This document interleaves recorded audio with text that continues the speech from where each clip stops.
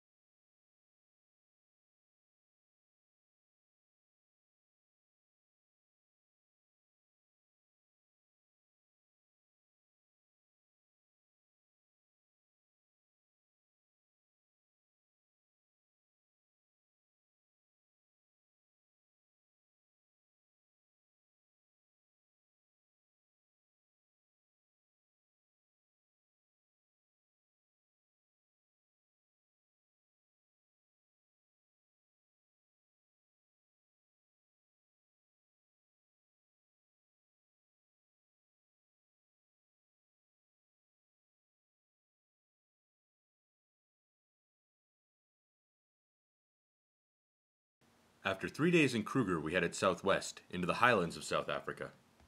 The landscape was radically different from anything we'd seen so far. It was all mountains and hills and valleys and farmland. I kept hearing the theme song from Braveheart in my head. It's interesting because the hotel we stayed at was actually modeled after a Scottish hunting lodge, with a little bit of local thrown in. Like Swaziland, we were only going to stay here overnight before moving on, but while we were here we did something pretty incredible. See that mountain right there? My dad and I climbed to the top of it.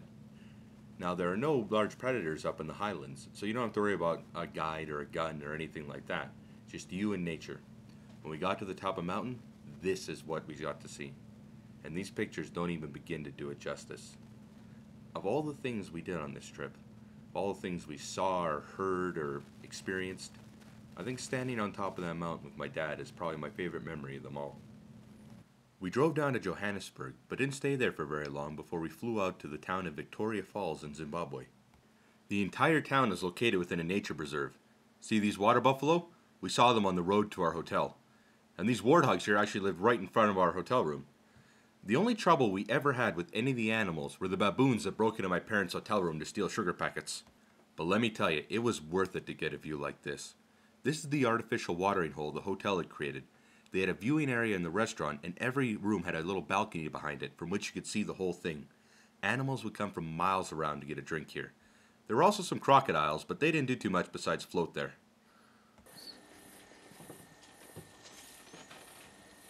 So it is like in a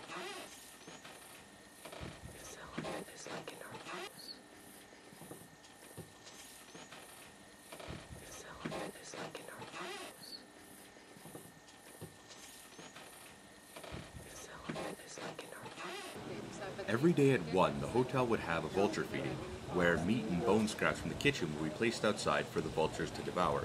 Now, if you look up in the sky and on the ground, we have maybe 100, 200 vultures. We were there during the tourist off-season, when they didn't have that much to put out. We were told, though, that during the peak season, they can get upwards of 900 vultures showing up to the feedings. For those of you that are curious, the little vultures are called hooded vultures, and those big ones are called white-backed vultures.